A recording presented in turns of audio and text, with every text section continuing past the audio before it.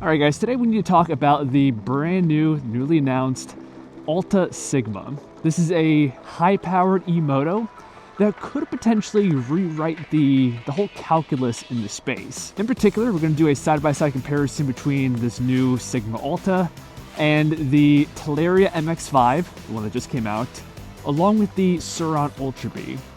I think those are the two closest competitors as of right now. And I'm also going to share my hesitations that I currently have with this bike, because even though it's very exciting, I can potentially see an area that it may not be the best in. But okay, the whole reason why this bike is so exciting is because the voltage. Not only is it 72 volts, but it goes all the way up to 96 volts.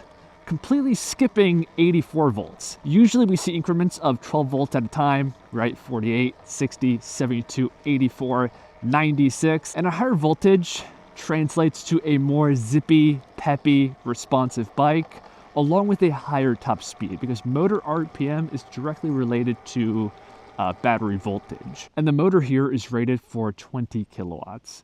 But again, what you're supplying the motor with, the voltage of the battery, is almost more important than the rated power capacity of the motor. So the motor here is very impressive, but the battery voltage is clearly the star of the show. And aside from that, the rest of the bike is pretty much in line with the rest of the category, right? The Surron, Talaria, even the Mantis X I'm on right now. It's a dual sport kind of bike with long travel suspension, very athletic, nimble, and fun to ride. Only thing notable here I'll point out is the seat.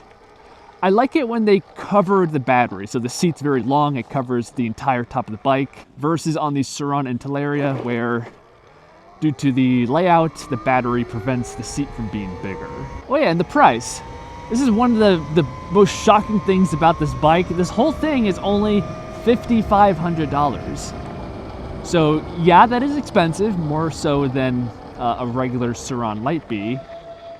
But in the world of especially high-powered, this class of e-motos, $5,500 isn't that terrible. But to really see how this bike stacks up, let's go ahead and do a quick preliminary side-by-side comparison between this new Altis Sigma and the Talaria MX-5 and the Surron Ultra B, which again are the two bikes that I think are the closest. So in terms of pricing, $5,500, the Sigma falls right in the middle of these two offerings.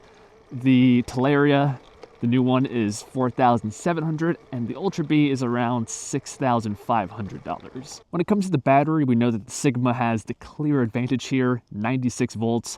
The Talaria is 72, and the Ultra B is technically 74 volts, but it's a 72 volt type of battery. But the capacity here is a little bit interesting. So the Sigma comes in at 35 amp hours.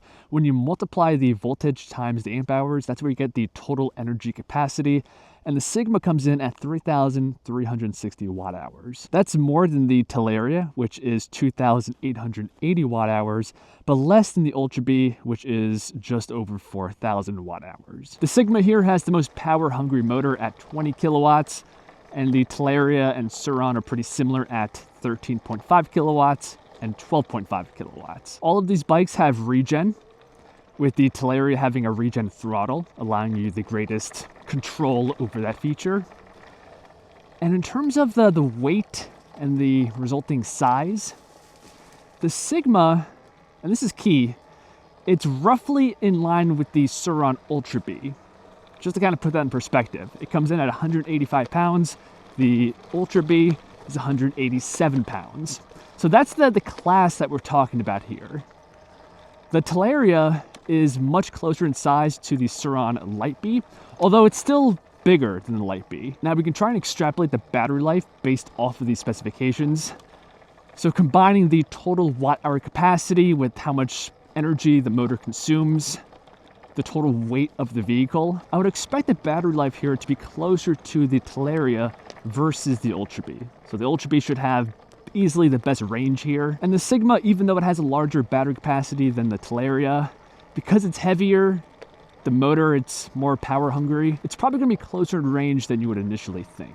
But still, when you look at the whole picture, the price tag, the power, the voltage, the Sigma is a very compelling bike.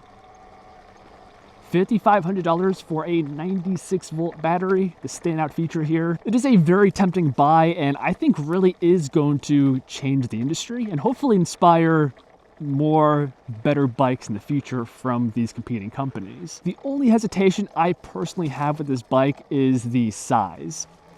So it's pretty much on par with the Surron Ultra B, making it noticeably bigger than the Surron Light B that people are more familiar with. And that just means that the sketch factor when trying to ride this on the road, it's gonna be pretty high.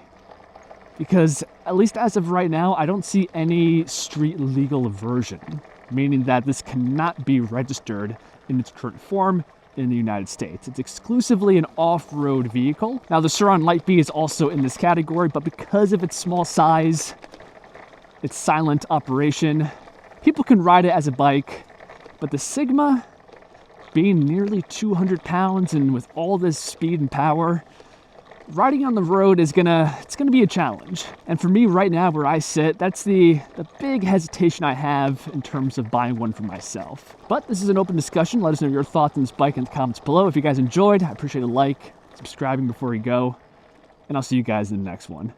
Peace.